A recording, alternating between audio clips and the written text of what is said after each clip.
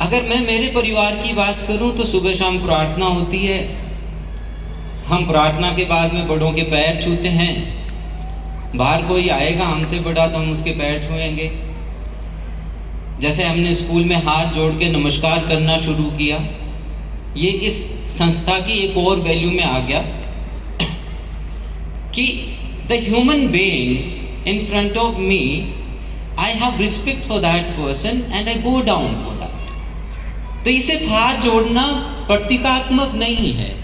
हम बच्चों को ये कहते हैं कि अंदर आप इस चीज को उतारो।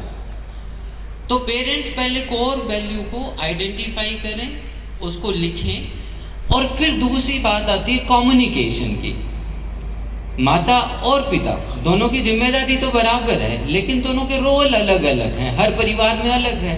कहीं पे दोनों वर्किंग हैं, कहीं पे दोनों वर्किंग नहीं हैं। यूरोपियन कंट्रीज में तो ये भी है कि males have chosen to be at home, तो वो घर का सारा काम कर रहे हैं। लेकिन हमें तो सिखाया ही नहीं। हमें तो रोटी बनानी नहीं आती, सब्जी बनानी नहीं आती, बहुत सारे मेल्स को नहीं आती। तो या तो हम वो सीखें, या जो जिसमें हम अच्छे हैं वो हम रिस्पॉन्सिबिलिटी लें, बाकी हमारे काउंटर पार्ट को दे दें। लेकिन वो आपस में कम्युनिकेट कर लें। कम्युनिकेशन इज इम्पोर्टेंट कि ये मैं करूँगा। कई बार होता है बड़े जो परिवार होते हैं ना, उनमें मैंने कई बार ये देखा कि दादा ये कहते हैं अपनी वाइफ को कि आज इसका कान खींचूंगा, तू थोड़ा सा मीठे से बोलना, इसको संभाल लेना, आज इसने गलती की है तो मैं इसका कान खींचूंगा। उसको पता है कि मैं जब इसको टाइट करूंगा तो इसको थोड़ा समय चाहिएगा उसको प्रोसेस करने के लिए। लेकिन अगर वो उसके लिए ओवरवेलमिंग हो गया तो somebody should be there जो उसको संभाल ले। तो ये दोनों की साझा जिम्मेदारी है। फादर जो है अपने कंटेक्स्ट में ये कर सकते हैं, आपकी जो संघर्ष की यात्रा है, अगर सिर्फ आपने उससे अपने बच्चों को रूबरू करवा दिया, मेल पेरेंट्स, तो मैं ये कहता हूं कि आपका काम हो गया। बहुत सारे बच्चों को ये पता ही नहीं होता कि हमारे परिवार की वास्तविकता क्या है।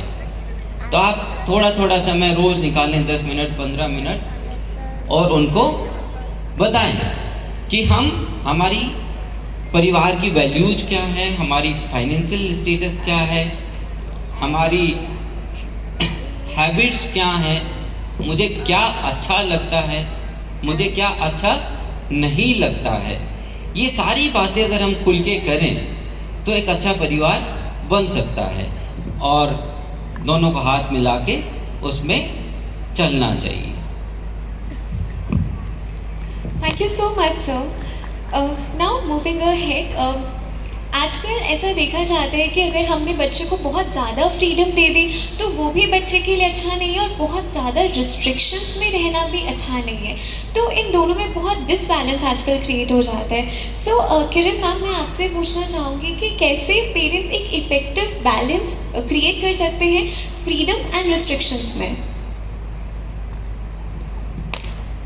देखिए, ये शायद हम एज अ पेरेंट बहुत ज़्यादा स्ट्रगल करते हैं कि कहाँ बाउंड्रीज सेट करनी।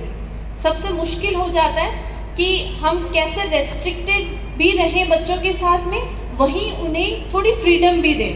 तो अब ये करना कैसे, इम्प्लीमेंट कैसे करना है, ये बाउंड्री सेट करनी कैसे है, ये एक बहुत बड़ा क्वेश्चन आ जाता है पेरेंट्स के सामने। तो कुछ सिंपल तरीके होते हैं जिन्हें यूज़ करते हुए हम बाउंड्री सेट कर सकते हैं, जहां हम बच्चे को फ्रीडम भी दे सकते हैं, वहीं उन्हें रेस्ट्रिक्शंस के साथ में उनकी सेफ्टी को भी इंश्योर कर सकते हैं। सबसे पहला आता है, डायरेक्टर सर ने अभी सजेस्ट किया, उसे मैं शॉर्ट में बोलना चाहूँगी, ओपन कम्युनिकेशन। ओपनली कम्युनिकेट करना। बच्चों के सामने हम रूल्स तो बना देते हैं, लेकिन हम उन्हें ये नहीं बताते कि ये रूल किस लिए है, इसका क्या बेनिफिट है, और ये रूल इम्पॉर्टेंट क्यों।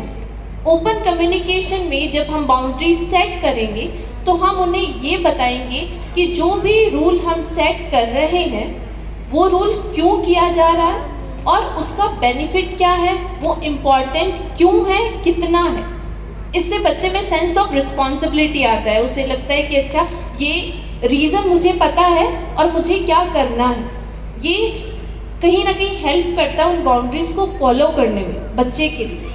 दूसरा आता है age appropriate restrictions, age appropriate rules. Usually हम क्या करते हैं, एक हमने स्टार्टिंग में कुछ रूल्स इम्प्लीमेंट किए, फिर हम उन्हें मॉडिफाई